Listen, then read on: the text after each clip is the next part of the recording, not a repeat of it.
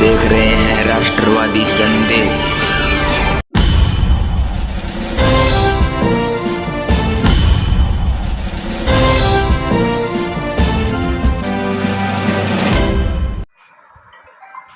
हम हैं जगदीश जी मेहरिया के निवास पे और आज इन्होंने जो है भाजपा स्थापना दिवस मनाई और स्थापना दिवस पे के बाद में यहाँ जलपान भी हुआ और अब मेहरिया जी से हम मिलते हैं। जगदीश जी मेहरिया महराणा के निवासी हैं और बहादुरा भाजपा के देहात मंडल के अध्यक्ष भी रह चुके हैं। इससे पूर्व जिला उपाध्यक्ष और नौर मंडल के प्रभारी भी रहे और अब वर्तमान में जिला कार्यकारिणी के सदस्य के साथ साथ यहाँ पन्ना प्रमुख बनाए गए अभी हाल ही में। तो इनसे मिलते हैं। मेहरिया जी, आपका राष्ट्रवादी संदेश में स्वागत। और राष्ट्रवादी संदेश आपसे पूछना चाहता है कि आप भारतीय जनता पार्टी के वर्तमान किस पद पे? वर्तमान में मैं जिला कार्यकारिणी का सदस्य हूं और नौर देहात मंडल का प्रभारी हूं और 26 तारीख से मैं मेरे बूथ पे पन्ना प्रमुख हूं। अच्छा, तो आज आपने यहाँ स्थापना दिवस मनाया। हाँ, इसमें कौन कौन लोग यहाँ उपस्थित हुए?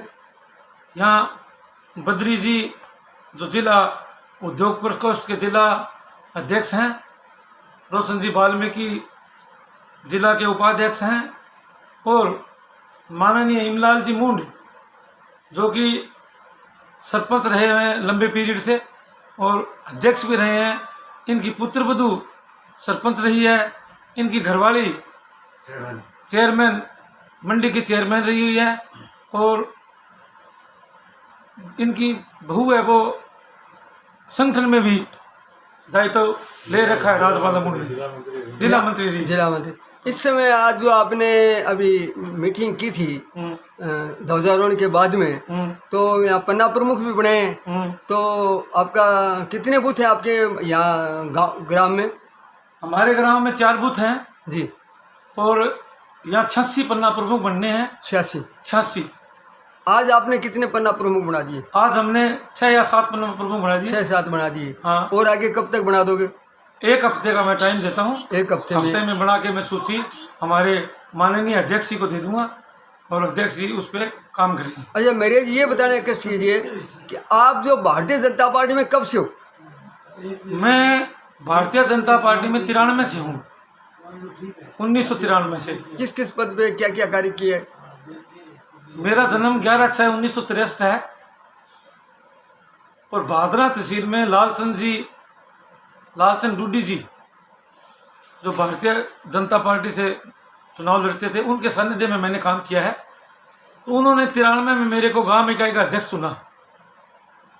उस टाइम में नगर मंडल अध्यक्ष काशीराम जी हुआ करते थे, नगर मंडल काशीराम जी, और उन्होंने मेरे को गांव इकाई का अध्यक्ष चुना। और 98 के बाद 98 से 2003 मंडल अध्यक्ष ये जांगिड़ जी, जुगलाल जांगिड़ जी थे। उन्होंने मुझे मंडल में उपाध्यक्ष का दायित्व दिया। 3 से 98 से 2003 तक। और 3 के बाद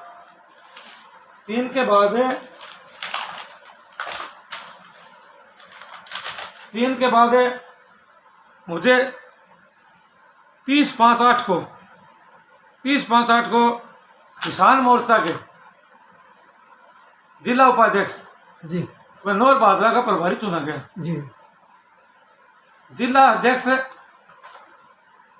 शौकत जी सारण जिला अध्यक्ष भाजपा किसान मोर्चा हनुमानगढ़ के थे। ये उनकी लेटर पैड है। उनके कार्यकाल आप जिला उपाध्यक्ष? हाँ, जिला अध्यक्ष बनाऊँ मैं 30/5/2008 को जी। तो 30/5/2008 से मैं 30/5/2008 से मैं आपको मैं दे देता हूँ कागज यहाँ हूँ। नहीं, उसके बाद में आप मंडल अध्यक्ष बने? हाँ, मंडल अध्यक्ष में 2009 में बना। हाँ, 2009 में। 9 का भी लेटर पैड है मेरे पास। नहीं, लेटर पैड की जरूरत नहीं है आपको। मैं नहीं, आप पूछ ही रहे हैं। हाँ, तो आप चैनल वाले पूछ ही रहे हैं तो आपको सबूत तो देने होंगे। ऐसा तो है नहीं झूठी बात चल जाएगी।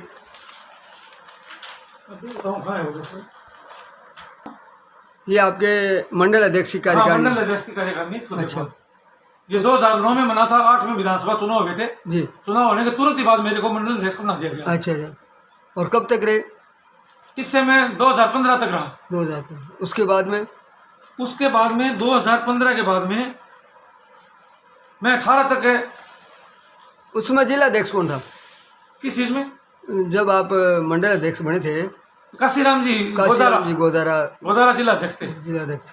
और 2015 के बाद में फिर आप किस पद पे रहे?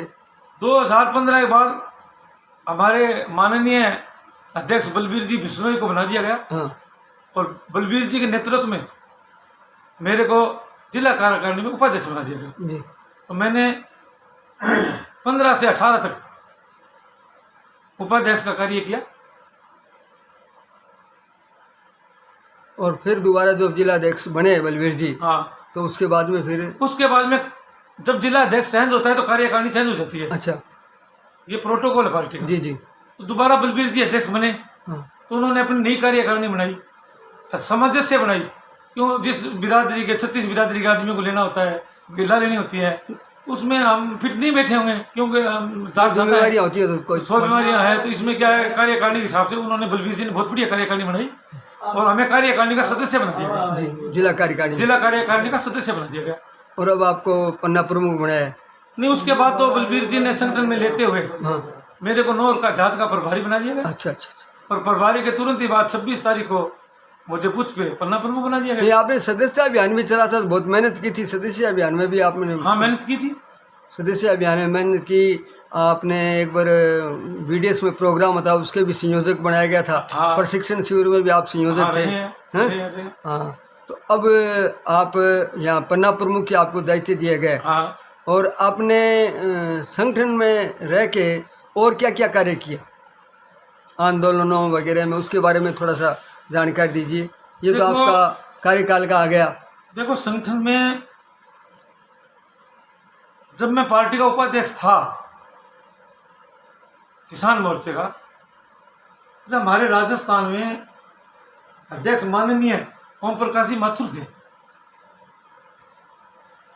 जब मैं अध्यक्ष था, किसान मोर्चे का उपाध्यक्ष था, नौर का प्रभारी था, तो माननीय ओम प्रकाश जी माथुर अध्यक्ष हुआ करते थे। तो मैंने उनके सानिध्य में काम किया, जिला अध्यक्ष के सानिध्य में काम किया। हमारे प्रदेश अध्यक्ष जी वहाँ पल्लू आए थे जाट धर्मशाला में, तो वहाँ हमारा प्रोग्राम था। तो मैंने भी किसानों की तरफ से एक सांदी का किसान हल भेंट किया था हमारे माननीय प्रदेश अध्यक्ष जी को, और हमें बढ़िया आनंद आया पार्टी में काम करने का। और मैं किसान मोर्चे का काम आदेशानुसार करता हूँ। अपने अरुण जी जब प्रदेश अध्यक्ष तब भी आप पार्टी में सक्रिय रूप से भूमिका निभाई? नहीं, अरुण जी जब प्रदेश अध्यक्ष थे उनके सानिध्य में मैंने काम किया है।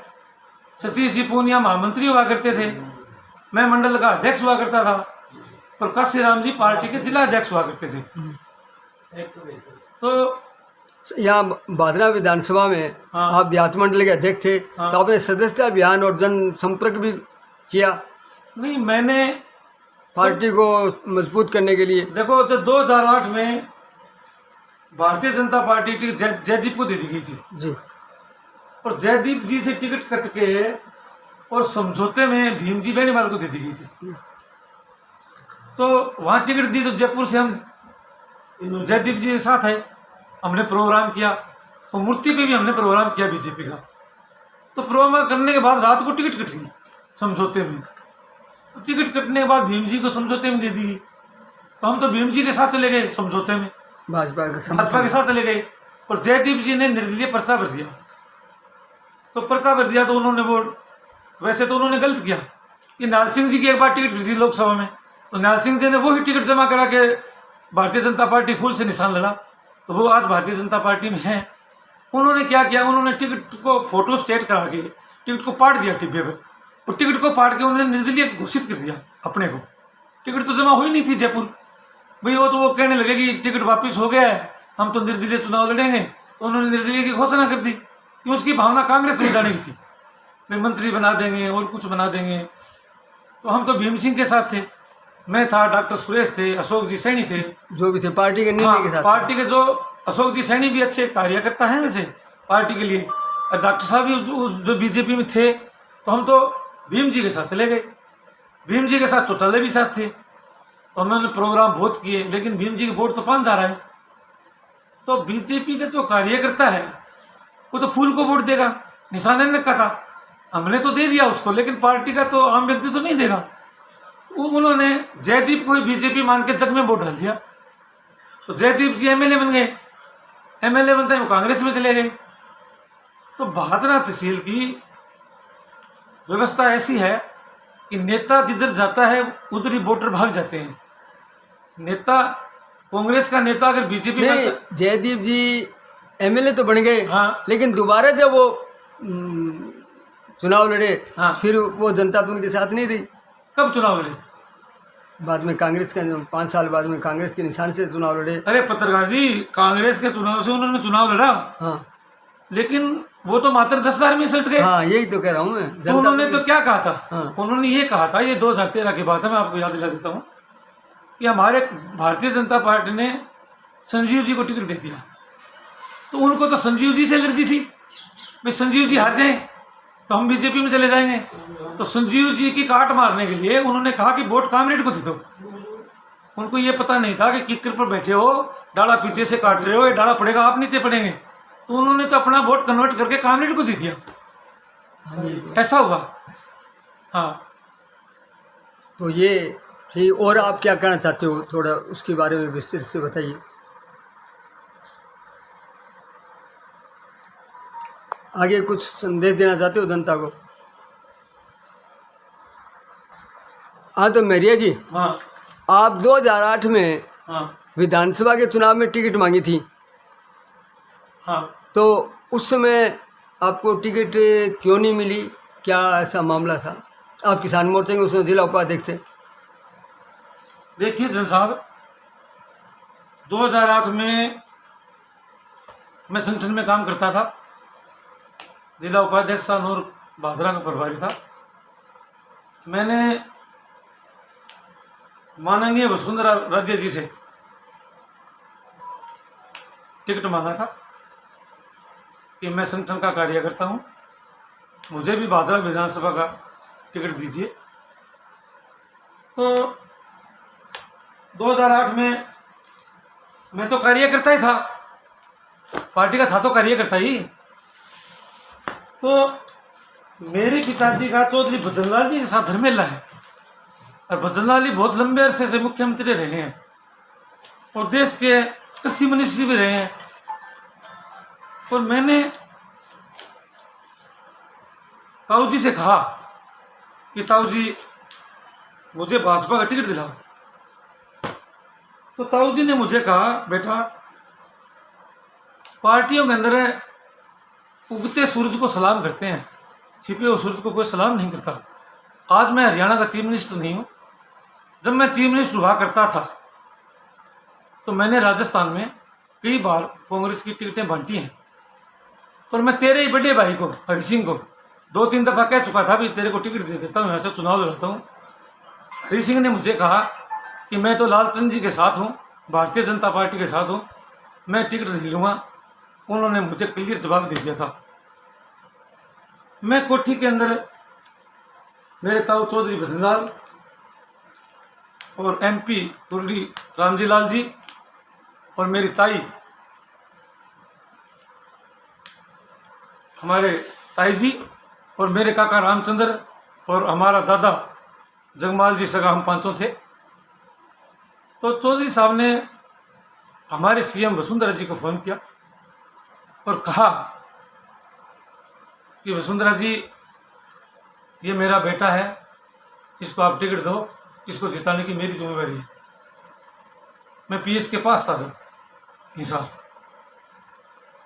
तो CM साहब ने कहा सुबह जयपुर भेज दो, सुबह मिल लूँगी, उनसे बात करूँगी। तो रात को मैं घासीराम जी पूनिया, जो मेरे सलाहकार थे, जो पुराने लंबे अरसे से उनका अनुभव रहा राजनीति में, वो सलाहकार थे, वो मेरे साथ जयपुर गए। हम सीएम साहब से जयपुर मिले, तो सीएम साहब सुबह सुबह हमारे से शाम को मिले थे, जबकि दिन मोटोरिया जी ने ज्वाइन किया था डॉक्टर राम प्रताप जी के साथ। शाम को 5 या 6 बजे का टाइम था। शाम को सीएम हाउस में ज्वाइन कराया। उस टाइम में भी मिला था, घसीराम जी मिले थे। तो सीएम साहब ने कहा, मेहरिया जी आप संगठन के हैं, संगठन में काम करो, आपकी सर्वे देखेंगे, तो अगर सर्वे रिपोर्ट आया तो आपको टिकट दे देंगे, अगर सर्वे रिपोर्ट नहीं आता तो पार्टी में काम करो। तो मैंने तो वही किया, सर्वे नहीं आया तो मैं पार्टी में काम करता हूँ आज तक और काम करता रहूँगा, इसमें दिक्कत क्या है। तो मैंने अपने सानिध्य में ठान लिया कि पार्टी बड़ी है और पार्टी में काम करूँ। टिकट कोई बड़ा नहीं है, पार्टी बड़ी है। अच्छा मेहरिया जी, आप जब मंडल अध्यक्ष थे हाँ, तो उस समय आपने क्या क्या कार्य किए पार्टी के लिए? हाँ, पार्टी के लिए अनजूटी को नहीं मुझे नहीं बोला। नहीं, आपको मैं पार्टी का सिस्टम दिखा देता हूँ ना, आप कैसे मानोगे? मैं तो मान लग रहा ये क्या है? हाँ, आप देखो, कार्यकारिणी सूची। कार्यकारिणी नहीं है ये, देहात मंडल प्रारूप बीएलए द्वितीय की सूची निम्न प्रकार से। हाँ तो वो सूची है ना कार्यकारिणी। आपने काम क्या किया? नंबर 1 संगठन बनाया। हाँ, मेन बात ये कोई नहीं, संगठन बनाया गांव गांव में जाके। हाँ, गाँव गाँव ढाने ढाने में ये जाके बताओ नहीं, इससे सूची हमने संगठन तैयार किया। हाँ, ये सब संगठन की फाइलें हैं। नहीं ये फाइलें हैं, अच्छी बात है, बनाया तो नियुक्ति भी ये हुई हमने होगी। पालक बनाए, पालक बनाए, संगठन को अच्छा। आपने मजबूत किया। ये हमने भादरा मंडल प्रारूप बुथ संयोजकों की सूची तैयार की। ठीक है, भादरा के अंदर आपने बुथ अध्यक्ष, संयोजक, संगठन, ये सब कुछ अब मैं बनाया। आपको और दिखाता हूँ पहले, हाँ, आप देखते रहिए। अच्छा, ये 2009, जब ये 25/11/2009 को देहात मंडल का अध्यक्ष बना मैं। 25/11। हाँ, क्या हुआ? ये मेरा वर्त मंडल है। हाँ ठीक है, हैं? और ये मेरे वर्त हैं जो प्रदेश। ठीक है। अपने ये वर्त में वो 3-3 महीने की जो हाँ, वो कार्यकारिणी उसमें प्रदेश होता अध्यक्ष रहता को है, मैंने दिए। वो उस ये हर संगठन में मीटिंग में हर पदाधिकारी अपनी कार्यकारिणी वो कार्यवाही बताता है। ये बूथ लेवल की अधिकारियों की सूची ठीक है, मंडल अध्यक्ष की हैसियत से मैंने जारी की। वो अच्छा, इसमें कोई शंका नहीं है। आपने मंडल अध्यक्ष के हिसाब से पूरा काम किया। ये मैं अध्यक्ष था तो मेरी कार्यकारिणी थी। ठीक है, ये देखिए ये आप। बात सारी है। और ये मेरी पूरी की पूरी कार्यकारिणी है। नहीं यह तो अच्छी ये बात आप है। देख लीजिए, ये देखिए आप। जब आप मंडल अध्यक्ष थे और संजीव जी उस समय टिकट मिली भी नहीं थी, ये करीबन 2013 की बात है लास्ट की और दिवाली की। आप कई लोग टिकट मांगने के लिए गए थे, करीबन 13-14 आदमी थे। हाँ। कागज दिखाने की जरूरत नहीं है सर, हाँ। कागज दिखाने की जरूरत नहीं है। हाँ। और आप भी उस बार भी टिकट की दौड़ में थे जब आप मंडल देखते, क्योंकि भादरा में भाजपा तो जयदीप जी के साथ ही खत्म हो गई थी हाँ, बिल्कुल। और आपने आप पुनर्गठन किया है, यूँ मान के चलते हैं, और आप टिकट की दौड़ में भी थे और उस समय करीबन 13 आदमी टिकट की दौड़ में थे। आप भी टिकट मांग रहे थे, फिर आपको टिकट क्यों नहीं मिली? आपने इतना संगठन में काम किया। देखो, माननीय प्रदेश अध्यक्ष जी को मैंने लिस्ट दिया 13 आदमियों से। हाँ ये लिस्ट है मेरी। हाँ मंडल अध्यक्ष था मैं। हाँ, 13 आदमी टिकट। 13 आदमियों की लिस्ट मैंने प्रदेश अध्यक्ष जी को सौंपी। हाँ, इसमें नाम है, अरे जो भी नाम है, हाँ, इससे क्या लेना देना। 13 नंबर आदमी। 1 ज्ञान सिंह चौधरी, हाँ number 2 doctor Suresh Chaudhary, number 3 Krishna Baldev Sharma, number 4 Ashok Saini, number 5 Shri Rajendra Toksia, number 6 Shri Jagdish Mahariya, number 7 captain Balwan Singh, number 8 Shri Vikas Godara, number 9 Shri Rajiv Kushwaha, number 10 Amar Singh Poonia, number 11 Bhim Singh Beniwal, number 12 Ramchandra Bhakar और 13 कांता पूनिया जो पूर्व प्रधान भादरा। ये 13 सदस्य 2013 में टिकट मांग रहे थे भारतीय जनता पार्टी। इन 13 को नहीं मिल के और टिकट संजीव बेनीवाल के पास चली गई। अच्छा, आप ये पूछना चाहते हैं कि भाई आप 13 आदमी टिकट मांग रहे थे हाँ और उन 13 को टिकट नहीं दिया गया, हाँ संजीव जी को टिकट कैसे दिया? हाँ। आप ये पूछना चाहते हैं? हाँ देखो, हमारी माननीय प्रदेश अध्यक्ष वसुंधरा राजा जी थी, हमारी प्रदेशाध्यक्ष वसुंधरा राजे सिंधिया थी, तो उन्होंने पार्टी कार्यालय में हमारे मंडलों के सब अध्यक्षों की मीटिंग ली। तो हमें 12-13 अध्यक्ष थे हनुमानगढ़ जिले के, जिसमें एक मैं भी था। नगर मंडल का अनूप सिंह शेखावत थे। अरे लोगों को क्यों हो गया? तो कार्यालय के पीछे हमारी मीटिंग ली थी वसुंधरा जी ने। उसमें गजानंद जी कमठान और गजानंद जी पीएस पीछे बैठे थे, और गजानंद जी और कमठान लैपटॉप पर लिख रहे थे, और मैडम हमारे से पूछ रही थी। सबसे पहले प्रथम भादरा का नंबर आया। मैडम ने पूछा नगर मंडल अध्यक्ष अनूप सिंह शेखावत को कि भादरा में बताए टिकट किसको देना है। तो अनूप सिंह जी ने कहा ये 13 आदमी टिकट मांग रहे हैं, इससे अच्छा तो मेहरिया जी को टिकट दे दो। ये पार्टी के हैं, संगठन के हैं और अध्यक्ष भी हैं। तो दोबारा पूछा तो अनूप सिंह जी ने कहा कि आप बताइए इनका प्रतिद्वंदी कौन होगा। तो प्रतिद्वंदी अनूप सिंह जी ने कहा कि प्रतिद्वंदी तो संजीव बेनीवाल होगा।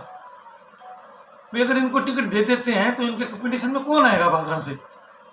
अनूप जी ने यही कहा। फिर पूछे इनके वोट कितने आएंगे, तो अनूप जी ने कहा कि एंट्री फीस है सारी। ये 13 के 13 कैंडिडेट। आपने क्या कहा? उन्होंने क्या कहा उससे कोई मतलब नहीं। आपने क्या कहा? मैंने ये कहा। आप दूसरों की बात में उन्होंने वसुंधरा जी ने मेरे से भी दूसरों की, आप तो अपनी बताइए, आप मंडल अध्यक्ष हैं, आपने क्या, आपकी अपनी बताइए। नहीं, मेरे को पूछा था। हाँ तो आप अपनी बताओ, नहीं उन्होंने क्या कहा क्या नहीं कहा। नहीं, प्रदेशाध्यक्ष जी ने मेरे से पूछा था, मैं भी पास में बैठा था, मैडम यहाँ बैठी थी। वो बैठे लोगों ने कुछ बोले मेहरिया जी अगर आपको टिकट देते हैं हाँ तो आपका प्रतिद्वंदी कौन होगा? हाँ ये बताओ नहीं आप। तो मैंने भी कहा संजीव जी होंगे। हाँ क्यों कंपटीशन में जब थे ही संजीव जी, हाँ तो मैं झूठ कैसे बोलूँगा? हाँ भाई मैं तो संगठन में काम करता हूँ। हाँ। मैंने भी संजीव जी का नाम लिया। फिर प्रदेशाध्यक्ष ने मुझे कहा कि अगर आपको टिकट नहीं देते हैं तो क्या करोगे? मैं कहा आपके सानिध्य में पार्टी में काम करूँगा। भाई मैं भारतीय जनता पार्टी में आपके सानिध्य में काम करूँगा। पार्टी बड़ी है, टिकट बढ़ानी है। तो मैडम ने कहा थैंक यू। और फिर दूसरे नौर पर चर्चा हुई, फिर आगे चर्चा हुई। ऐसे करते करते हमारा प्रोग्राम समापन हो गया। और वो चीज़ें आज भी वसुंधरा जी के लैपटॉप में है। वो चीज़ें आज भी लैपटॉप में हैं। चलो होगा नहीं होगा, इससे हमें कोई मतलब नहीं है। अब हम तो ये पूछना चाहते हैं मेहरिया जी, आपने बहुत मेहनत की, कार्य किया, पार्टी के साथ हो। अब सारी बातें छोड़ के अपने ये पूछना चाहते हैं हम कि अब 2023 में चुनाव होने हैं और यहाँ कांग्रेस की हालत खस्ता है, क्योंकि हमने देखा है कि कांग्रेस का भी संगठन मजबूत नहीं है और है तो अलग अलग टुकड़ों में बंटा हुआ है। और भारतीय जनता पार्टी में इस समय संजीव बेनीवाल जो पूर्व विधायक है, एक बार वो कांग्रेस के विधायक रह चुके और दूसरी बार वो भाजपा के बैनर तले भाजपा के सिंबल से विधायक भी बने और उन्होंने भादरा में खाता भी खोला है। अब उसके बाद में चुनाव हार गए और यहाँ कामरेड बलवान पूनिया माकपा से जीत के कांग्रेस के साथ है, क्योंकि कांग्रेस के अधिकतम लोग माकपा के साथ हैं, यानी बलवान जी के साथ हैं। और अब आने वाला जो चुनाव होगा, आने वाला 2023 में जो चुनाव होगा, तो यहाँ हम आपसे इतनी ही बात पूछना चाहते हैं कि भारतीय जनता पार्टी का जो चुनाव में क्या भूमिका रहेगी, आपकी क्या भूमिका रहेगी और संगठन में आगे जो चुनाव में क्या होगा, ऐसा आपका क्या लगता है? वो तो शीर्ष नेतृत्व करेगा, वो होगा। ठीक है, शीर्ष नहीं तो अगर हमारे ऊपर प्रदेशाध्यक्ष ही बैठे हैं, राष्ट्रीय अध्यक्ष ही बैठे हैं, तो उनका जो फैसला वो हमें मान्य है। नहीं, आप पार्टी के साथ रहोगे? हाँ, पार्टी के साथ रहूँगा। और आपको कैसे किसके साथ आप टक्कर मानते हो? जैसे वसुंधरा जी ने पूछा कि वर्तमान में संजीव बेनीवाल और माकपा के उम्मीदवार तो और भी बहुत होंगे, इनमें आपका क्या लगता है? भादरा के अंदर कामरेड बलवान पूनिया और संजीव की टक्कर रहेगी। और मुझे तो कोई नेता दिख नहीं रहा है। पे कामरेड बलवान और संजीव के सिवा भादरा में लीडरशिप में मुझे तो कोई नहीं दिख रहा है। सिंबल से कोई मतलब नहीं होता। हाँ, पार्टी के तो वोट होते ही होते हैं। हाँ, सब पार्टी के वोट होते हैं सबके। आज की तारीख में संजीव बेनीवाल वर्सेस कामरेड। तो मेहरिया जी का कहने का मतलब ये है कि आने वाले विधानसभा चुनाव में 2023 में जो चुनाव होगा उसमें सीधा मुकाबला होगा संजीव बेनीवाल का, कामरेड बलवान पूनिया। हाँ। अब निशान क्या होगा, किसका होगा, हाँ। ये किसको टिकट मिलेगी, हाँ। कौन किस सिंबल से लड़ेगा, ये वक्त बताएगा। तो देखते रहिए राष्ट्रवादी संदेश, लाइक कीजिए, सब्सक्राइब कीजिए। जय हिंद, जय भारत। हाँ मेहरिया जी, आपसे एक अंतिम प्रश्न पूछना है। कांग्रेस में भी फूट है, अन्य जगह पे भी मतलब आपस में गुटबाजी है, लेकिन भारतीय जनता पार्टी में भी एक चर्चा चल रही है कि सतीश पूनिया, वसुंधरा, इस प्रकार से धड़ाबंदी की चर्चा चलती है, आजकल कुछ ज़्यादा ही चल रही है। तो आने वाले समय में किसके नेतृत्व में चुनाव लड़ा जाएगा? और अगर वसुंधरा जी और अन्य संगठन के लोगों में जैसे ओम प्रकाश माथुर का नाम रहा है, कभी बिरला जी का नाम आ रहा है, तो आप बताइए कि ये सरकार जो 2023 में बनेगी तो किसके नेतृत्व में भाजपा मजबूत रह सकती है? देखिए जन साहब, ये मैंने 2008 में भी देखा है। वसुंधरा जी जब प्रदेशाध्यक्ष बन के आई थी 2008 में, और ये मैंने 2013 में भी देखा है, जब भी प्रदेशाध्यक्ष बन के वसुंधरा जी आई, जब भी ओम प्रकाश माथुर जी प्रदेशाध्यक्ष हुआ करते थे, और 2013 में अरुण जी प्रदेशाध्यक्ष हुआ करते थे। जब राज नहीं होता ना, जब संगठन हावी होता है, और जब राज होता है ना तो संगठन 20 हो जाता है, राज 21 हो जाता है। आज प्रदेश की हालत है, इसमें आज प्रदेशाध्यक्ष वसुंधरा जी को बना दो, संगठन भी ठीक है, नेता भी ठीक है। और जैसे मैं आपको कहूँगा कि प्रदेश अपने देश में मोदी जी है तो मुमकिन है। ये क्यों है कि मोदी जी बोलते हैं वो काम करते हैं, देश का काम किया, योजनाएं चलाई हैं, जैसे जल जीवन योजना है, जैसे ये सिलेंडर की योजना है, उन्होंने बोल दिया, रात को ठान लिया, दिन के काम हो गया। ऐसे ही वसुंधरा जी हैं जिन्होंने 2013 में, ये बम्बारू प्रदेश था राजस्थान, बम्बारू, जिन्होंने अपने घोषणा पत्र में लिखा जो काम 13 में हुआ है। जैसे मोदी जी को देश चाहता है, जैसे राजस्थान में वसुंधरा जी को चाहते हैं। यानी अगर भाजपा की सरकार बनती है, हाँ, तो वसुंधरा जी के नेतृत्व में बनती है। आपका कहने का तात्पर्य यही है, वसुंधरा जी के नेतृत्व में बनती है, नहीं बनेगी सरकार, अन्यथा नहीं बनेगी, मुश्किल है। हाँ। अगर वसुंधरा जी का नेतृत्व होगा तो मेरा मानना है कि कांग्रेस के पास प्रतिपक्ष का नेता नहीं मिलेगा।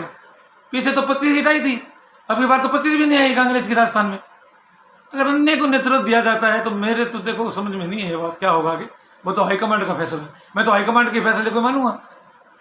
बहुत बहुत धन्यवाद सर, आपने बताया कि अगर आने वाले 2023 में वसुंधरा जी को नेतृत्व दिया जाता है तो ही पार्टी आगे बढ़ सकती है, वरना आगे क्या होगा वो तो भविष्य बताएगा। वो तो गर्व में है। हाँ, गर्व में। बहुत बहुत धन्यवाद। देखते रहिए राष्ट्रवादी संदेश, लाइक कीजिए, सब्सक्राइब कीजिए।